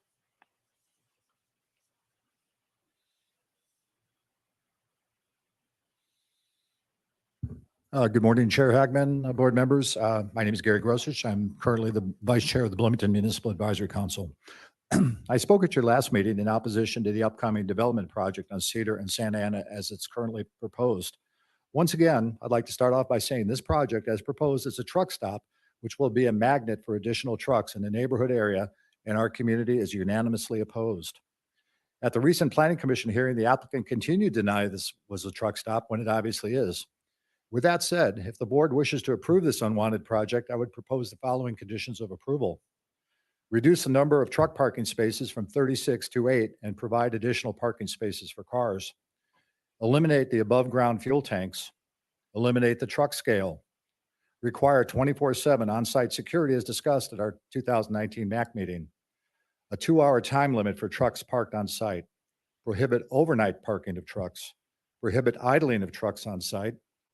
Prohibit parking on the south side of Santa Ana adjacent to the project. Also prohibit any amenities typically found in truck stops such as showers or lounge areas anywhere on this site. Provide physical ingress and egress impediments to restrict access from trucks heading westbound on Santa Ana from Rialto through our residential area. Eliminate the so-called community dog park, which in reality is nothing more than an area for truckers to take their pets to do their business. And finally, require the developer to redesign the aesthetics of the project to reflect the rural nature of our community. On behalf of our Bloomington residents and MAC members, I would ask the supervisors to either deny the project as currently designed or place the conditions I recommended on the project to stop the completely foreseeable negative impacts this project will bring to our community. Thank you. Thank you for your comments. We're going to go to Mr. Ron Sellers.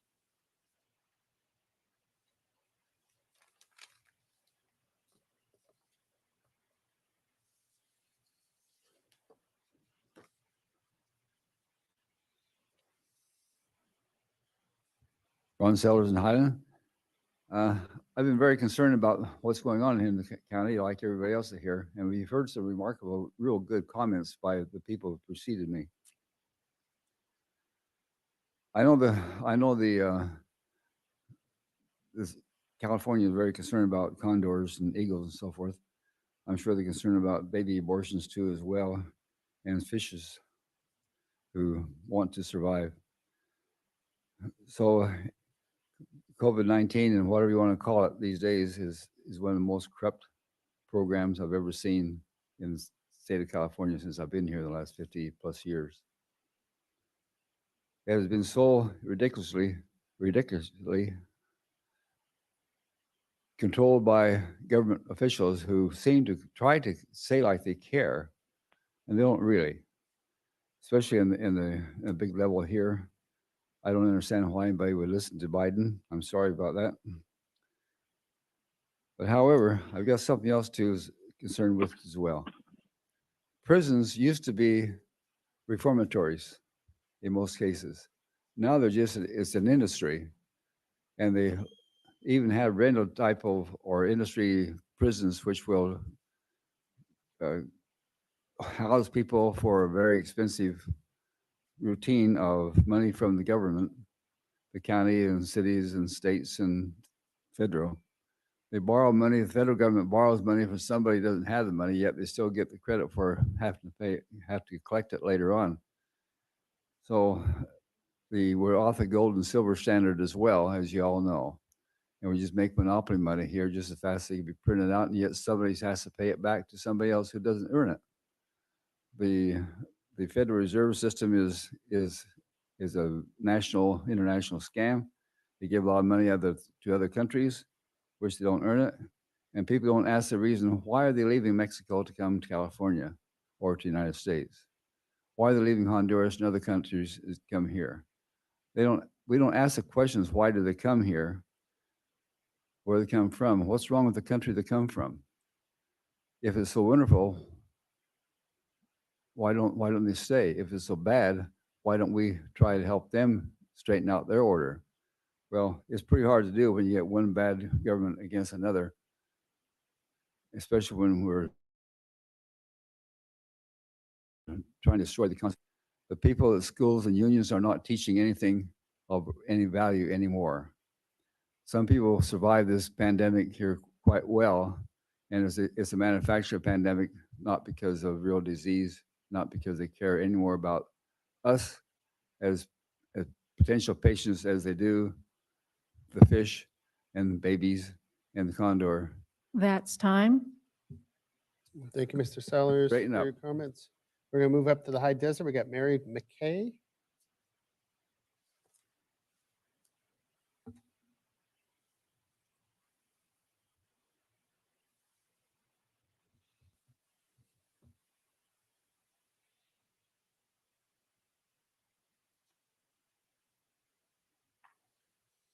We keep hearing about a lack of data, and that all of these lockdowns are based on the science. So I just want to enter some actual data. This is a chart. Unfortunately, it's not showing up very well. I will leave these charts for you to review. It is comparing Florida, which opened in September, to California and New York. California, at every stage that they pursued stricter lockdowns, the numbers increased in terms of cases. In Florida, completely open, they remained consistently below where we are in California. Regarding hospitalizations per 1 million, Florida opened significantly less hospitalizations than both New York and California. See if we can make heads or tails out of that. Doesn't appear to, but I'll leave these for you to review. Associated deaths per 100,000 for seniors over the age of 65. Florida yet again beats us, 474 compared to 573 in California. National average of 565, and in New York, where they're just really great, it looks like they had 1,086. If you want to compare students in Florida, they are in school, and they had 2,707 cases versus in California with a 5.4% in-person school rate, we had 724 cases. So it appears that the data, and Florida is not that different of a state than California, bears out the information that locking down is actually making COVID worse. Who knows why, but that's what the data appears to show. I will leave these graphs for you to review. Thank you. Thank you for your comments. That's all the requests to speak I have on the consent agenda. In public comments. We're going to move back to the discussion calendar. We're going to go to number 85. We're going to open up the public hearing and conduct the public hearing of 2021-22 proposed annual county fee ordinance containing recommended revisions to the fees. All right. Good morning, Chairman, members of the board. Matthew Erickson with County Finance. Today we'll be conducting the 2021-22 recommended fee hearing, which includes proposed fee adjustments for the upcoming fiscal year. Next slide. There we go. Typically, the county, we review 1/3 of fees every year on an annual basis to maintain compliance with county policy, which seeks to ensure that the county is recovering funding to cover the full cost of services that we provide. Typically, when a department doesn't recover the full cost for its services, they are required to demonstrate how they will fund the excess costs. However, this year, the requirement to conduct a county fee study was waived to allow departments to spend much needed time to focus on responding to the COVID-19 pandemic. Next year, we will continue the process of reviewing 1/3 of all fees countywide. Next slide. So although the fee study was not required this year, a few departments detailed in the bullets did identify some recommended fee changes for the upcoming fiscal year, either in order to ensure program viability, comply with mandates, or pass savings on to customers. Next slide. So in total, departments are recommending a net increase of 6 fees total for the upcoming fiscal year, with 30 new fees that are offset by 24 deletions of fees. We're estimating total county fee revenue to go up $274,000 total, which really represents a very small increase of 0.1% compared to 2021 fee revenue. Next slide. And with that, I'd like to thank all the departments and my staff from finance for the work that has gone into the preparation of recommended fees for the upcoming fiscal year. Department staff are available to answer questions through conference call in the event the board has any particular questions on fee changes for this fiscal year. Thank you, Matthew. And this is probably for Leonard and both of you, and maybe some department heads as well. Understand that this has been an unusual year, so I hope we get caught up back on track. It is important that we don't charge too much or too little when we reimburse each other. But I'm interested in, this is a very unique, special year. We had a lot of pain to our small business out there and large business alike. Many industries are hit harder than others through the pandemic. In the fee review, are there things that we can do to help lessen that burden for business to stay in? And I was going to bring this up in my comments at the end, but things such as business license fee, which we don't charge in our corporate area, fire fees, sorry, Chief. Other things we could do to make it easier for these businesses to get back on their feet, including some of the bigger hit ones. I know we have assistance coming in for rentals for homes, but some of the commercial development's been hit hard for the businesses, falling out of business. Are there ways we could maybe waive some of the penalties, some fines to, property tax, late payments? Is there a period of time that we could kind of put up there to say, get caught up, and then we'll waive the late fees? Those type of creative measures that we may be able to do on our side to prop back up our small business and some of the commercial developments out in the county that have been hit probably the hardest with the pandemic. Thank you, Chairman. We have not taken a look at that, but we absolutely can. I know that there's been some discussions about potential ways where that would be targeted to small business and not necessarily making it too broad. So if that's the board's desire, our team can definitely do that and work with the finance team and departments on where that could be applicable, and come back with a report to the board on what we think would be a good recommendation. That'd be great.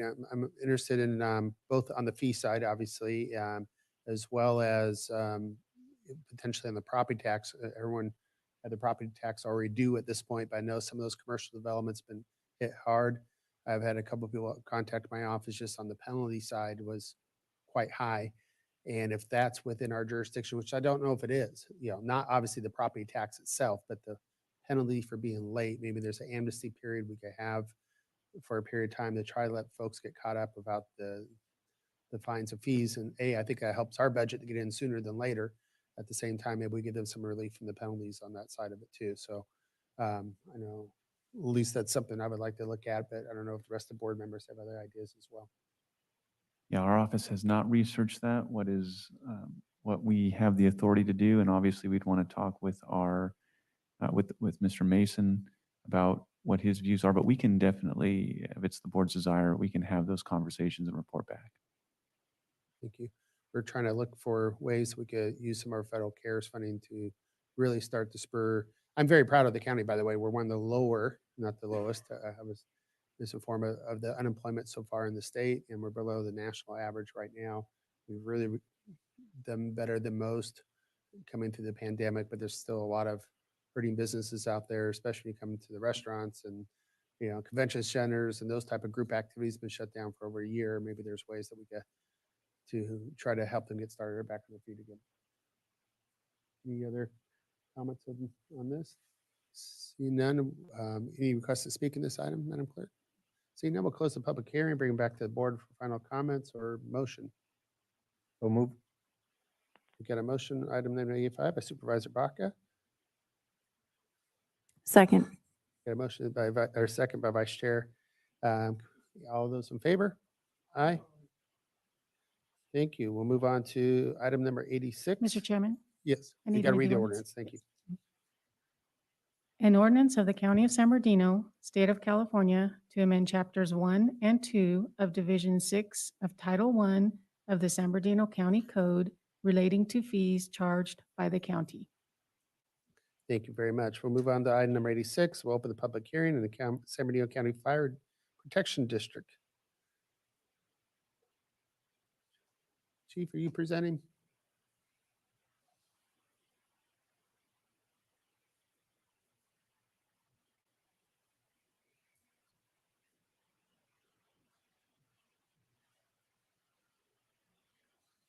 Good morning still. Good morning, Board. This is item number 86, the introduction of the 2021-22 proposed annual San Bernardino County Fire Protection District fee ordinances. The recommendations are in front of you to adopt these fees, to conduct the public hearing, to make alterations if necessary to the proposed ordinance, and approve the introduction of proposed ordinance, and then read the title only. These series of fees are an actual representative of the actual cost to the district. We cannot use revenues from these fees to support other areas of the district. The primary fees that are in here are regarding to building construction and fire prevention fees through our OFM with some minor changes that have been made after our fee reviews. There is some additions of some new fees that more accurately reflect what our job actually is and the service that we're provided to our customers. And there's removal of fees that we're just no longer charging as the industry has changed or the needs of our customers have changed. Is there any questions on any of the fees that are in front of you? Thank you for the presentation. Any questions? I'll ask you, Chief, the same kind of theme that we just talked about in the last item. If you can go back with your department heads and look at if there are ways that we can ease the county burden on small business, I don't know, inspection fees, anything like that, that maybe we could substitute out with some of the federal CARES money to help them recover from this last year as we look into recovery mode now versus tackling crisis mode. Love those suggestions back to the board and see if it's something we would get consensus or not. Really like to help out the small business any way we can. I understand, sir. And we've had those conversations with the CEO and the CFO very briefly on what our authority would be as a fire district, which is very limited, but how that we may be able to work with the County of San Bernardino on looking at some of those fees and offering some potential solutions back to the board. Great. Thank you, Chief. Yeah, Chairman, we'll be happy to work with our fire chief on what are the opportunities there, and if there are any options, and we'll work that into our conversation with the county finance department. Thank you. Thank you both. Any other questions? Any questions to speak by the public on this matter? No. We'll close the public hearing, bring back to the board for a motion. So move. If you got a motion Second. in a second, all those in favor? Aye. Thank you. Move on to item number 80. Mr. Chairman, Oh, got to read the ordinance again. Sorry. an ordinance of the San Bernardino County Fire Protection District establishing fire service fees, fire suppression, emergency response, and cost recovery fees, ambulance service and subscription fees, and repealing ordinance number FPD 20-02. Thank you, Madam Clerk. Now we'll move on to item number 87. This is, I'd like to open the public hearing on this matter too, and consider the Terrible Hearst Policy Plan Amendment zoning, which is an interesting name. Ms. Heidi Duran. Thank you, Heidi. Good morning, Mr. Chairman, honorable members of the board. I am Heidi Duran, Planning Director with Land Use Services. The item before you is a project proposed by Terrible Herbst. And it does include a policy plan amendment to change the land use designation from resource land management to commercial, and a zoning amendment from resource conservation to highway commercial on a 23.49 acre parcel, a tentative parcel map to subdivide the site into 2 parcels, and a conditional use permit for a convenience store and gas station on 5 acres. This item also includes the first cycle land use element amendment of 2021. The proposed project is located east of the 15 on Yates Well Road in the community of Nipton. With the adoption of the countywide plan by the board in October of 2020, the county went from a one-map system for land use and zoning to a two-map system, which is why this project includes both an amendment to the policy plan from resource land management to commercial and a zoning amendment from resource conservation to highway commercial. As you can see from the photos of the site, it is partially developed with existing buildings that will be demolished as part of the project. The site plan depicts the proposed project, which includes a 7,500 square foot convenience store, a fuel station with 8 passenger vehicle fuel islands and 5 truck fuel islands. The tentative parcel map shows the proposed 5-acre parcel, and that's the bottom left-hand side, which is that is going to be developed with the convenience store and the gas station. The remaining 18-acre parcel is proposed for future commercial development and will require an application for additional land use and environmental review when the owner is ready to develop.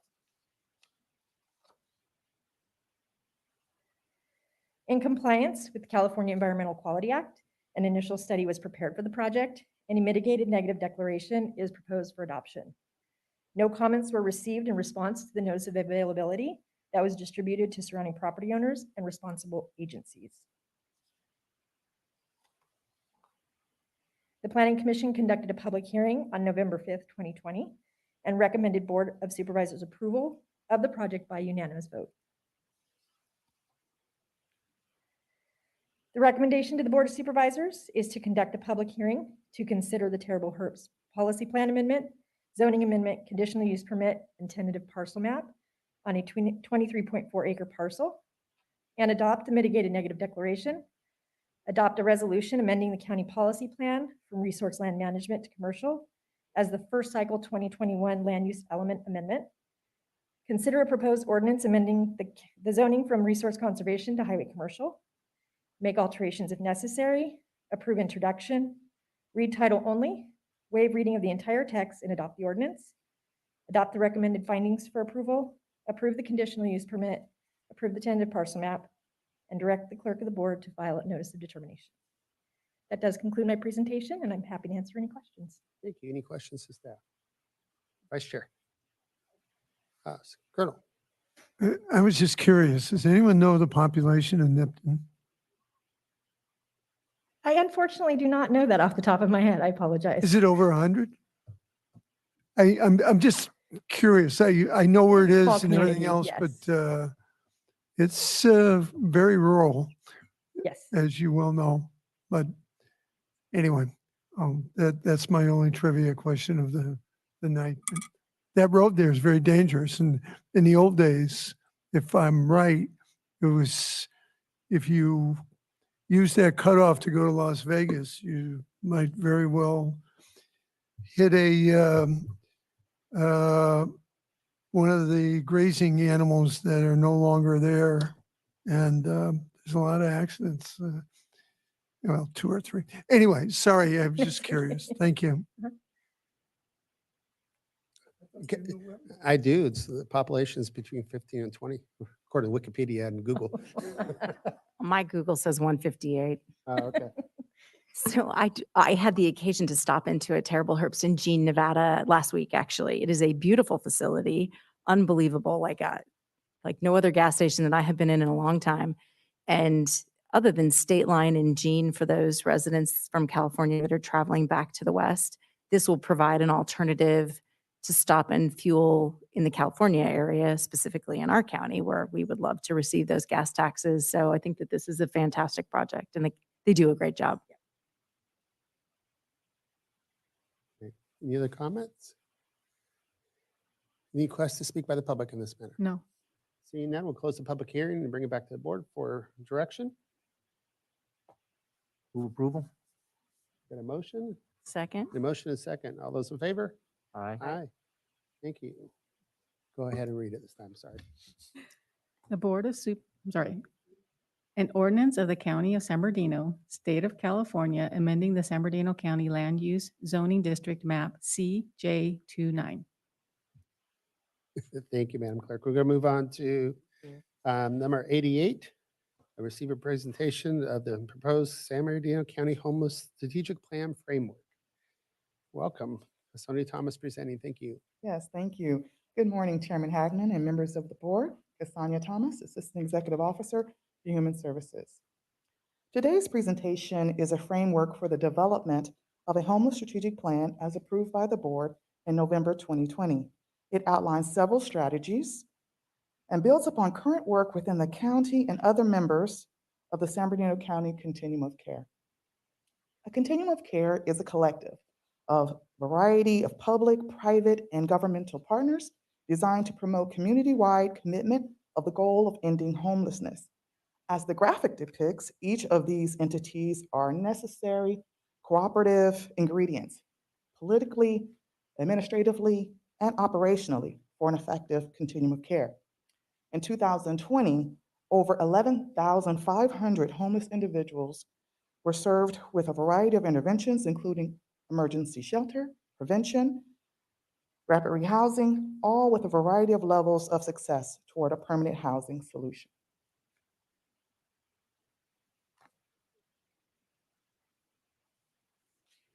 Strategy 1, system and policy change to address root cause of homelessness. Included in this strategy is to connect individuals eligible for services to the support they need to obtain and maintain housing. A current example of this strategy in the works is under the current conditions of the pandemic, the Board of Supervisors supported over 1,800 individuals to be served with isolation assistance through Project Room Key. Of those 1,800, over 500, and that number is growing daily, have been moved into permanent housing, and casework continues with others. Strategy 2, expand homelessness prevention and housing programs.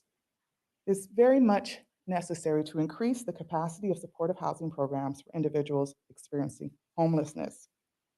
This area too, there have been projects in the work, including our first motel hotel conversion in partnership with the Housing Authority of the County of San Bernardino, City of San Bernardino, City of Victorville, and a nonprofit called Step Up. Through that partnership, we were able to develop 38 additional permanent housing units in San Bernardino and 31 permanent supportive housing units in the City of Victorville. That is before we were able to leverage the one-time only unique resources that were received from the state, in which the county was able to partner to build 2 more developments under the Home Key program, as you've heard before and were on the agenda item today. That includes the Pacific Village project, which will develop 28 interim housing units into the potential for many more to come over years to come, and our motel hotel conversion, Ulster Lodge, which will convert 78 motel units into permanent supportive housing. Strategy 3, create community to improve quality of life for unsheltered individuals. This opportunity to build upon innovative programs such as the Department of Behavioral Health partnership with Aging Adult Services and Public Health and the Sheriff's Department to develop what we call as the Inroads program. It's a mobile outreach program that engages homeless encampments through and offers treatment in a mobile capacity and connects those individuals with services and supports as we continue to engage them through this collaborative. And as many of you know, the county is nationally recognized for its Sheriff's Hope Team, which provides outreach and proactive enforcement within the homeless communities. These strategies have had lifelong changing impacts on the community, and this build upon this strategy allows us to continue to partner for even more interventions that such as diversions, shared housing, family reunification that will hopefully result in permanent housing solutions. Strategy 4, continue to expand coordination between systems, increase the use of data to improve programs, and increase training opportunities for all partners. Included in this strategy is to integrate community data to better predict and target households who are experiencing homelessness or at risk of homelessness. This area too, the county has been a leader and nationally recognized in that we have partnered with a local business, which many of you are familiar with, Esri, and we've been able to use their products. And recently, within the 2019 point in time count, using their mobile app on both Android and iOS devices to be able to leverage the geographic information systems technology. In addition, we have folded information collected into the Sheriff's Hope Team's Esri database, where we're able to gauge daily homeless census information. So through this platform, we're able to have up-to-date data information related to homeless individuals.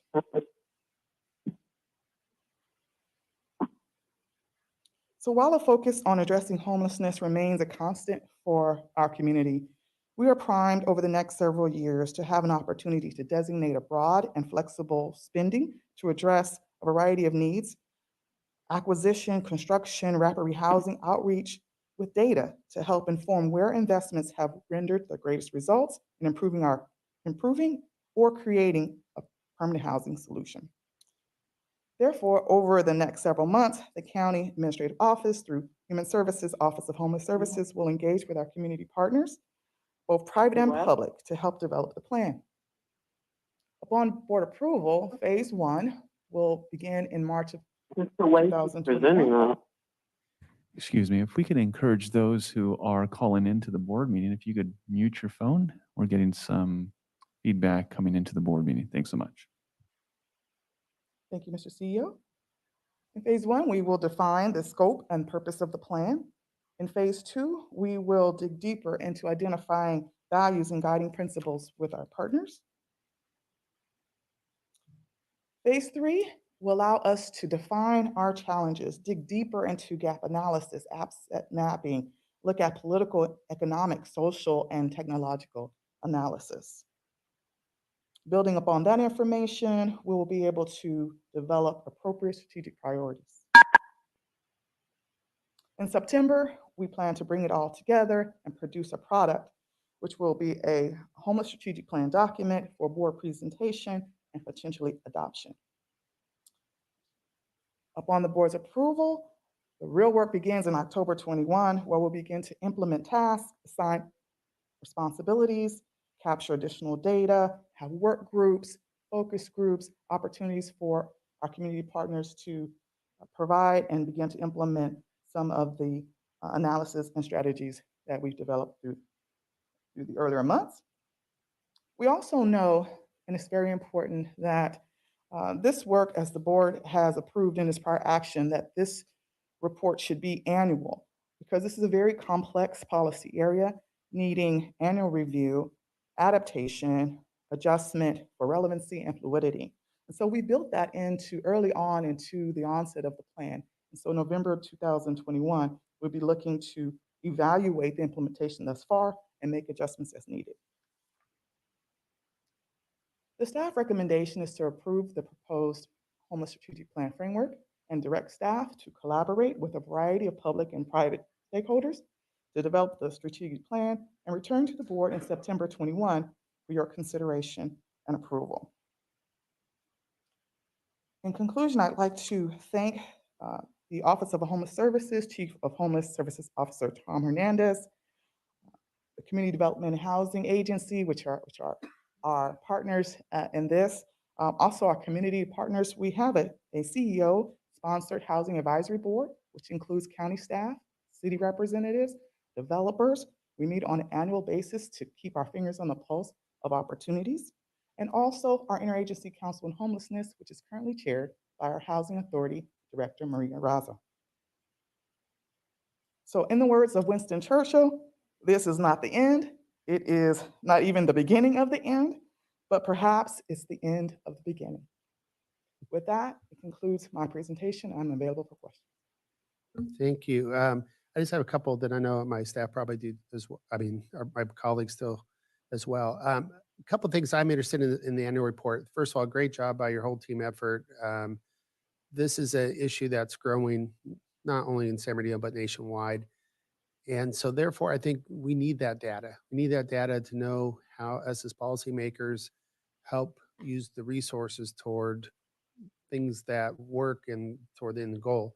And I know our strategy is over the last several years been this holistic report approach, which has been a great collaboration, many departments, to try to help make that homeless person whole and then help them out of that situation. So one of the data points I'd like to see is how that is going, what percentage is, even after we get someone on their feet and back into on their own, follow-up accounts years even later, have they stay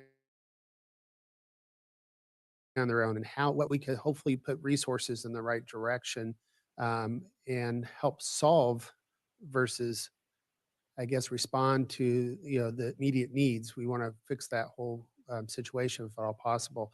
And so that those data marks on an annual basis would be very helpful for us to look at, and the trends. I know that we're growing each year. I remember my former colleague Josie being very involved with the homeless outreach, and those numbers seem to keep growing, and we are gaining in population, so that seems a certain percentage there. But also to look outside our geographical area and see what solutions have worked in not only other cities and counties throughout the nation, but maybe overseas, and see what are the best practices there that we can bring in. And the last thing, I've been trying to be pushing more of, we don't have enough resources for all the demand as well.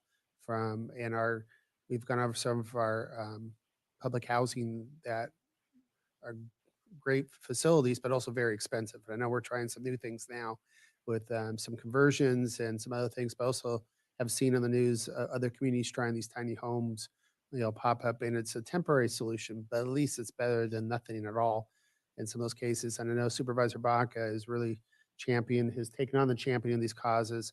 And we would like to work with his leadership and yours to come up with things maybe we haven't tried before, or to work on broadening our tools in that toolbox so we could try to get a handle of it, which it's going to continue to be an ongoing issue. But how do we get best spend our resources and help these folks? Supervisor Baca. Yeah, thank you, Chairman. Thank you, Cassania, for that presentation. I know that the County Board of Supervisors has not adopted a strategic plan since 2013. It's probably a little outdated, so now is an appropriate time. I had the opportunity to go out with the HOPE team, our sheriffs, and visit 3 sites, and I'll tell you what, those guys do a great job along with probation.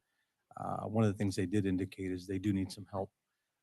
They do have a vast amount of resources. They need more resources. They mentioned that they need some case management to help follow up, because they do a great job with ESRI and inputting the data. And one of the things Colonel Cook could appreciate is the amount of help they've given towards veterans. They've done a great job with veterans. I think our county staff has done a great job with veterans. That's one piece.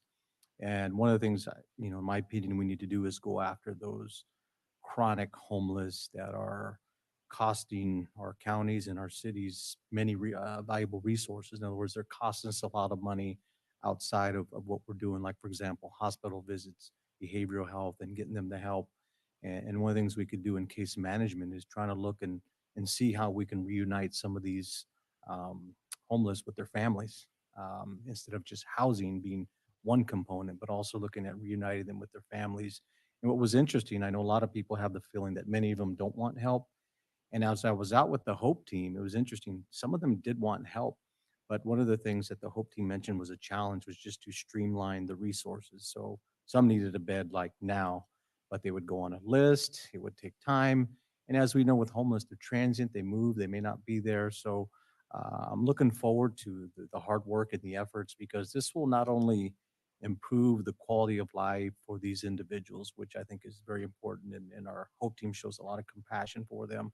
But I think most of all, the quality of life for our residents, whether it's panhandling at our local AMPMs and restaurants. At the same time, the quality of life of our water quality, they contaminate the water living in many of these basins. At the same time, just quality of life overall for the county of San Bernardino. So I'm looking forward to working closely with Cassania Leonard and my colleagues that really take on this issue. And it's great to be on the ICH. I'm looking forward to really having metrics. I think metrics are very, very important. So we have some accountability and really try to bring everyone together on this issue. Because I think it's a lot of people in our county are doing good things, but I really think we need to kind of consolidate those efforts and really have a targeted approach. So thank you, Cassandra, for the presentation. Thank you, Leonard. Any more comments? Any requests to speak in this item? No. Okay, we'll close the public hearing, bring it back to the board. This is, you need a vote on this, Leonard, or is this receive and file on this? I know there was a staff recommendation, but yeah, so it might be good if there was a Yeah, we'll motion go on ahead it. and take staff recommendation to, we'll entertain a motion for the strategic outline and So move. Second. got a motion and a second. All those in favor? Aye. Aye. Thank you. We'll turn to the board comments. We'll start off with Supervisor Baca. Thank you. I know there was a recent issue that that happened in Georgia in regards to the hate on Asians. I think it's very unfortunate. I know it's a national issue, but just to kind of give our community an idea, this has now hit home. So what they're doing in many of the nail salons is they're sending out hate letters. I just received one during the middle of the meeting towards Asians, targeted towards Asians. I think this is very unfortunate. Maybe we can have local law enforcement investigate some of these letters that are being sent out to some of our parlors, really targeting the Asian community. So it's sad that it is now hit home, especially when we look at all the progress we've made on the diversity, the groups we're trying to really help, and we're really trying to make progress, but there's still people in this community that are trying to take us backward. I think that's very unfortunate. We're in a time where, you know, we're trying to grow and heal as a country and move forward as we get out of this pandemic. That's one of the unfortunate issues. So hopefully we can keep an eye on that. And hopefully it doesn't impact us locally. And just have one announcement.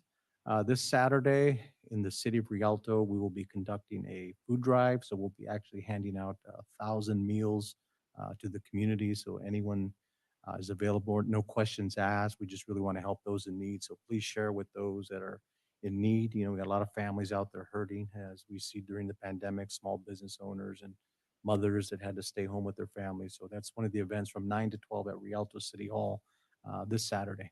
Thank you, Chairman. Thank you very much. Colonel Cook? Yes, I want to wish Corwin and his family the best in his retirement now. I did want to comment a little bit on the proclamation about the Vietnam War Veterans Day. And many years ago, I don't know, that's part of the reason I got involved in government and everything else. Those of you that know me, it was, I got involved, and in fact, we had a big fight with a certain governor over the Vietnam War and something like that. It was got pretty heated. Kurt, were you there then? Answer the question now. Huh? No. No? He's lying. Anyway, very political anyway. I'm not going to say anything about Schwarzenegger, but I didn't even mention his name. But it was a knockdown, drag-out fight, and some of us veterans were very, very passionate about it. And it ended up signing a big proclamation out at in your district, 29 Palms. We had a huge crowd. You were there. And do you remember the governor's classic line, of which I've repeated over and over again, and I got to share it with you? He was there. John Voight was there, the actor. He was there like at 6 a.m, signing autographs, huge crowd. And I didn't always agree with the governor, but this one time he came there and he starts talking about it. And he says, "Oh, this is a fantastic day. We have all these veterans from all the world. We've got my good friend John Voight.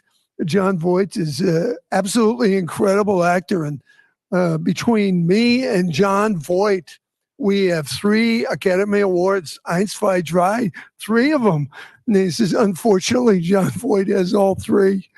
And I have to admit, it was a classic line, and we had a special occasion. But once again, the Vietnam War, a lot of veterans are still involved in the homeless, and I appreciate my colleagues' help with everything like that.